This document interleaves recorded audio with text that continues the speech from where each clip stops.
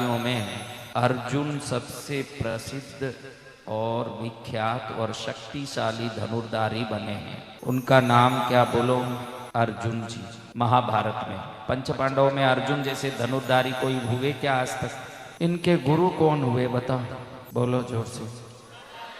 अब ये द्रोणाचार्य से अर्जुन ने धनुर्विद्या सीखी, तो द्रोणाचार्य के पास धनुर्विद्या सीखने की इच्छा से एकलव्य जाता है, जाके कहता है कि प्रभु मुझे भी सिखाओ, मुझे भी सीखना है। तो द्रोणाचार्य कह देते हैं कि मैं तुझे नहीं सिखा सकता, मैं क्षत्रियों को ही सिखाता हूँ।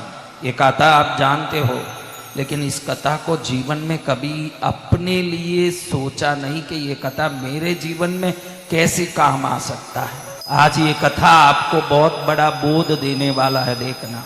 अब धनुर्धारियों में अर्जुन को इतने बड़े धनुर्धारी बनाए हुए द्रोणाचार्य ने कह दिया कि मैं तुमको नहीं सिखाऊंगा। अब देखो, आप स्कूल में जाके कुछ नहीं पढ़ोगे तो आपको लगता है ना मैं अनपढ़ रह जाऊंगा। आपको क्या लगता है? मेरी माँ रसोई नहीं सिखाती तो मैं कैसे रोटी बनाती? आपको लगता है कि नहीं मेरी बच्चियों? बोलो। आज एक बात ध्यान रखना, ये बहुत बड़ी बात है जिसको कोई समझता ही नहीं है, इसलिए इसको कहना बहुत जरूरी है कि एकलव्य ने सोचा कि गुरु महाराज मना कर रहे हैं विद्या सिखाने से, और विद्या सीखने से आती है, तो मैं क्या करूं प्रभु? मेरे गुरु तो यही होने चाहिए, ऐसे मैंने सोचा। और जब ये नहीं है तो और के पास क्यों जाऊं? द्रोणाचार्य की एक मूर्ति बना दी। आप बोलो, मूर्ति में कोई सिखाने की शक्ति होगी? अब ये मूर्ति को सामने रख के मन में सोचे कि गुरुदेव ही सिखा रहे हैं मुझे और मैं सीख लूंगा। अब गुरु को मन में ध्याते ध्याते उसने उस रूप के ध्यान से उनके अंदर रही हुई विद्या शक्ति को अपने में प्राप्त कर लिया। अब इतना बड़ा धनुर्धारी हो गया एकलव्य। जंगल में जाने वाले अर्जुन जी देख के आश्चर्य करते हैं, ये तो मेरा भी गुरु दिख रहा है, इसके अगर रह के विद्या का अनुसंधान करने से निश्चित मेरा इधर असफलता दिख के आएगा। तो गुरु को जाके प्रणाम करे कि ये आपकी मूर्ति रख के पूजा करता है ना, बहुत बड़ा विद्वान बन गया है, थोड़ा इसको कुछ करिए। तो द्रोणाचार्य उसको बुलवाते, एकलव्य आओ, तुमने मेरी मूर्ति रख के विद्या सीखी? किससे सीखी? आपकी मूर्ति को ध्यान करता रहा, आपकी मूर्ति के अंदर जितनी विद्या की शक्ति आप में है वो मेरे में स्वतः ही आ गई प्रभु। फिर तो तुझे गुरु दक्षिणा देनी पड़ेगी, फिर तो तुझे गुरु दक्षिणा देनी पड़ेगी तुझे। क्या गुरु दक्षिणा प्रभु बताइए? तेरा अंगूठा काट के दे दे। अब अंगूठे के बगैर आप धनुष का जो नान है उसको चढ़ा सकते हो क्या? लेकिन शिष्य इतना पक्का, गुरु को उसने मन में धार लिया कि ये मेरे गुरु हैं, तो गुरु ने जो मांगा वो देना चाहिए। ये सच्चे शिष्य का लक्षण है। ये किसका लक्षण है? सच्चे शिष्य का। हाँ, गुरु जो मांगे, शीश कटे तो गुरु मिले तो भी सस्ता जान। शास्त्र कहता है अगर शीश काट के ही गुरु मिल रहे हैं तो भी सस्ता सौदा है, वो कर ले, क्योंकि अगला जन्म तो सुधरेगा। जय जय गुरुदेव। हाँ, तो एकलव्य ने अंगूठा काट के दे दिया। जिंदगी भर आप सुनते हो महाभारत में कि बाद में कभी वो धनुष उठा नहीं पाए, क्योंकि जिस धनुष से उनको नान खींचना है, प्रत्यंचा चढ़ानी है, वो प्रत्यंचा चढ़ाने अंगूठा ही नहीं रहा। अब ये बात क्यों बता रहा हूं आपको कि आज से ये देवता कृपा करेंगे कि नहीं, ये देवी से शक्ति मिलेगी कि नहीं, इन देवताओं का आशीर्वाद मुझे मिलेगा कि नहीं, ये सब प्रपंच छोड़ दो। द्रोणाचार्य ने अर्जुन को सिखाया जैसे एकलव्य को कुछ सिखाया क्या? नहीं। फिर वो उससे भी बड़ा विद्वान कैसे हो गया धनुष विद्या में? ये बात बड़ी गुप्त रूप से सनातन धर्म की रहस्यमय साधना की सिद्धि के विवेक को बताती है कि ये देवता बोल दें कि तुझे कुछ नहीं दूंगा, मैं कुछ नहीं दूंगी, फिर भी इनका तुम ध्यान करते रहोगे तो इनकी शक्ति आपके अंदर आके ही रहेगी, उनको देने की जरूरत नहीं है। जय जय गुरुदेव। आशीर्वाद इनके देने नहीं देने से नहीं आती, इनका आप ध्यान करने से आती है। आज ये बात ध्यान रखना सबको कि जाके उधर कहने की जरूरत नहीं कि माँ कुछ दे, कहने की जरूरत नहीं है। अब देखो जैन धर्म में महावीर स्वामी नाम के एक भगवान तीर्थंकर हुए, आपने नाम सुना है ऐसा? ये कोई यूनिवर्सिटी में गए, कोई कॉलेज में गए, तो इनको सर्वज्ञानी कैसे कहते हैं? आप तो बोलते हो कि पढ़ने से ज्ञान आता है, और ये तो कहीं गए नहीं, और आप बोलते हो सर्वज्ञ। बुद्ध कहीं, बुद्ध भगवान बुद्ध, आदि शंकराचार्य, ये जितने सनातन के, हिंदू के, बौद्ध के, जैनों के जो भी महापुरुष हुए, कभी किसी स्कूल कॉलेज में आदि शंकराचार्य ने पढ़ाई किया? तो इतने सारे देखो, जितने भी बड़े बड़े विश्व के दुर्लभ शास्त्र है, आदि शंकराचार्य ने उन सबका भाष्य लिखा है। तो बगैर पढ़े वो ये सब कैसे लिख लिए? उनके पास पढ़ने वाले शिष्य बहुत हुए, वो तो अपने आप में महाज्ञानी हो गए। कैसे हो गए? जब आप इस ब्रह्मांड को निश्चल रूप से ध्यान करोगे तो ब्रह्मांड में रही हुई सभी ऊर्जा आप में आ जाएगा। लक्ष्मी को कुछ देने की जरूरत नहीं है। धन चाहिए तो निरंतर लक्ष्मी के स्वरूप का ध्यान करने की हम में योग्यता चाहिए, बस इतनी बात। जय जय मां।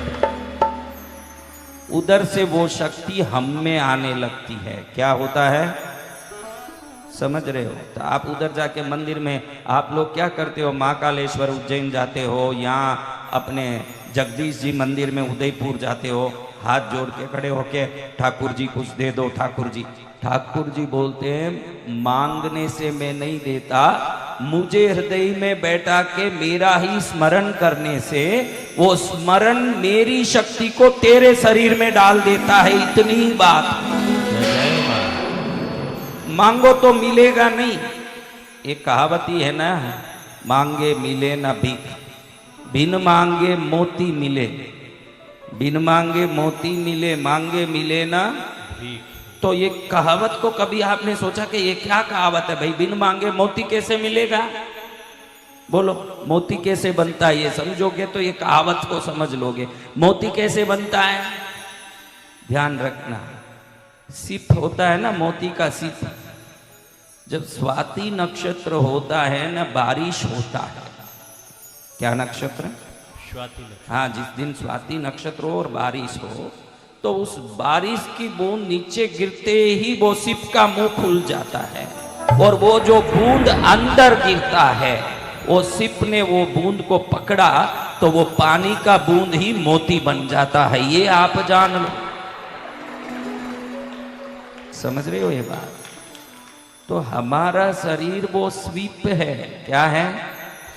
उसमें कोई मोती है नहीं, लेकिन इनका स्मरण रूपी वो जल, अमृत का जल अगर हमारे अंदर गिरेगा तो सिद्धि रूपी मोती हमारे में प्रकट हो जाता है। इतनी सरल बात। मोती कब प्रकट होता है? जब स्वाति नक्षत्र का जल का बूंद सीप में गिरता है तो वो अंदर जाके मोती बन जाता है। वो शायद आपको पता नहीं होगा, लेकिन हमारे भी पूजा पाठ में बहनें बहुत दिल लगाती है।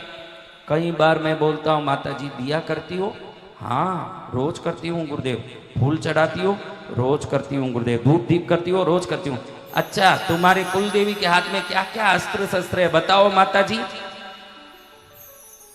शायद त्रिशूल है महाराज, शायद कोई चक्र है। देखो, आपकी पूजा से ज्यादा जरूरी है उस स्वरूप का स्पष्ट ज्ञान, शक्ति। क्योंकि देवता सब देवता है। आपको लक्ष्मी चाहिए तो दो हाथ में कमल और अभय वरद हस्त वाली देवी के स्वरूप का ध्यान करना पड़ेगा, क्योंकि शक्ति पूजा से नहीं, उनके स्वरूप ध्यान से हमारे अंदर स्थानांतरित होता है।